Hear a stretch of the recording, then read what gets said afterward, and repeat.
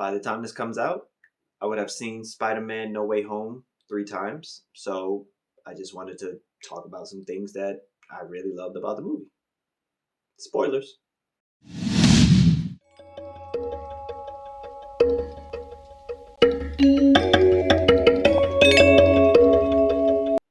Hello, welcome to Just My Thoughts. I'm your host, Khaleel Ward. On this episode, I'll be talking about Spider-Man No Way Home. I'm spoiling a lot of things because I've seen the movie 3 times. I hope that you've seen the movie as well. Quick nitpicks. Ned using Doctor Strange ring. I've seen some, dialogue about that. I don't know why they just made him do it. I think it's because Ned believes in magic. He's been with Peter through these journeys and he's seen his experiences, and I think he just believed, once he saw that it sparked, I think he had that belief that he could do it. And I think when Doctor Strange first started learning how to use it, he didn't really believe it. He was just trying to get healed, and he didn't start using it until his life was on the line. So I think maybe Ned had a head start in that aspect. I don't know. Just spitballing here. Also, Peter helping the villains. That was really the plot of this story. Not only were the villains coming from a different dimension, Peter wanted to help them before he sent them back. So that leads to my next point with Peter helping the villains. I think this is a Peter Parker movie and not a Spider-Man movie. From the beginning of the movie, everybody just calls him Peter. Since the reveal, it's always Peter, Peter, Peter. Nobody really goes, hey, there goes Spider-Man, like they do in the other movies. If he lands somewhere, they go, oh, Spider-Man. Everybody is just like Peter. Regardless if it's the right Peter or not, it's about Peter. The decisions he makes, it's Peter's decision. Peter decides to help these villains. Peter decides to make everyone forget that he's Spider-Man the first time around. And then Peter decides to make everyone forget Peter Parker, at the end. So watching it again, and again, it's just like, this is Peter's story. He's always fighting without his mask for the majority of the movie. And the action sequences are really great. I love when the 3 Spider-Men were fighting together and they all, when they had their little huddle, they had their jokes about the Avengers and stuff like that, and then they just ran and jumped out, and they started swinging all around. That was incredible. But I think for this particular movie, the heart of the movie, for me, is like the smaller moments. The dialogue that they have, and I think having too many villains, it scares us, rightfully so. With Spider-Man 3 and the Amazing Spider-Man 2, is just a lot of clutter. And everything feels bloated. And I've said, like, this movie doesn't feel bloated because it has those smaller emotional moments. It has the Peter, MJ, Ned dynamic that really works, with Peter trying to help his friends and then never turning their back on him.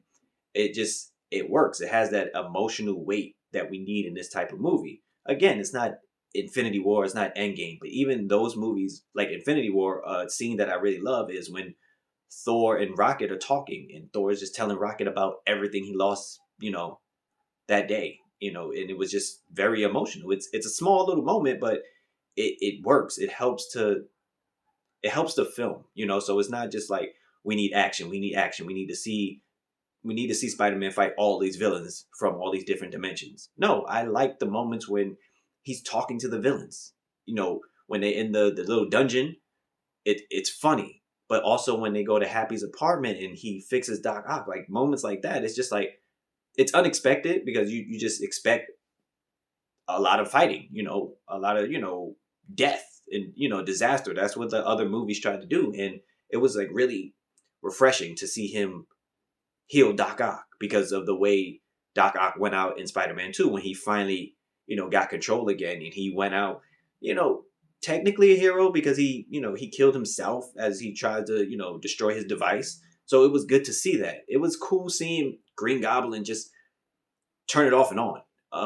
Having those moments where he's talking to them in the apartment and it's just really dark and scary and sinister.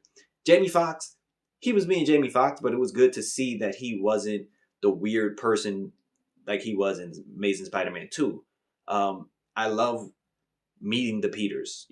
Just the subtle moments like that when Toby and Andrew first meet each other and they shoot the webs at each other. That's really cool. But Toby, him being the elder statesman, like, and watching it again, it reminded me of the Chappelle skit with the three Daves.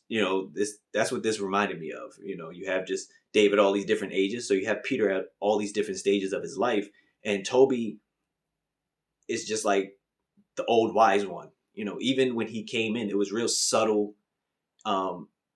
Just no suit on, and the way he spoke about, like, he's looking for Peter to talk to him because he understands the things he's going through. And when they talk on the roof, it was really emotional.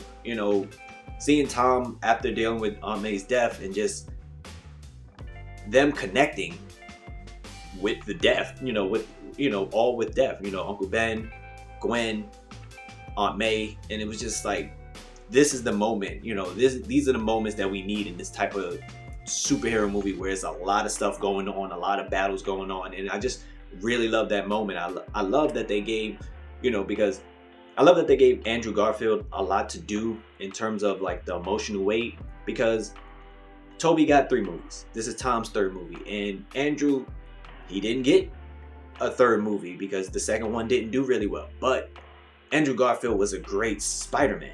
He was a great character in a bad movie. And they really showcased that in this particular movie. For people that maybe skip the Amazing Spider-Mans, he's a fantastic Spider-Man. So they like just having that emotional way to see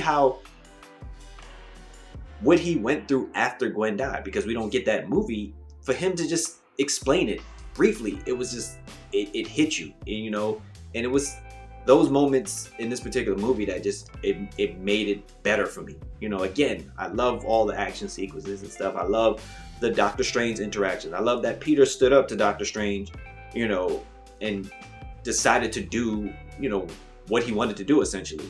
It was just them talking, like Peter talking to the other Peters. It was just, it just really resonated with me, just watching them have those interactions. And again, I love them all, but I think Andrew Garfield really stood out because we got to see,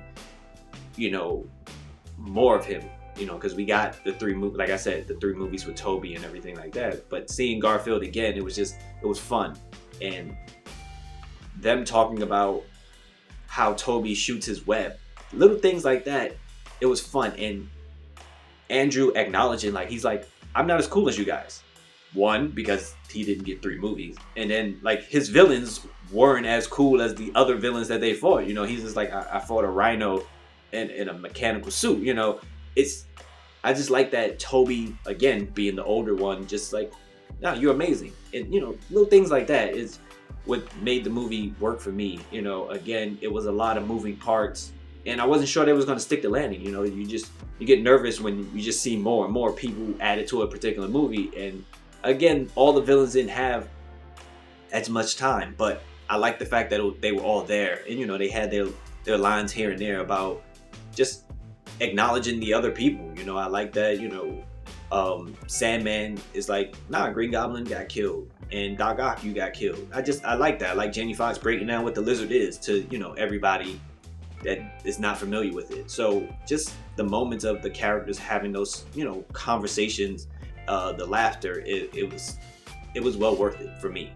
That's what I really enjoyed the most about this particular movie, and I'm happy that I've seen it as many times as I did. I hope you guys enjoyed the movie as well. Please, you can spoil stuff in this particular video. What did you enjoy the most about this movie? Leave a comment. Don't forget to like, comment, subscribe. Thanks for watching. Thanks for listening. Deuces.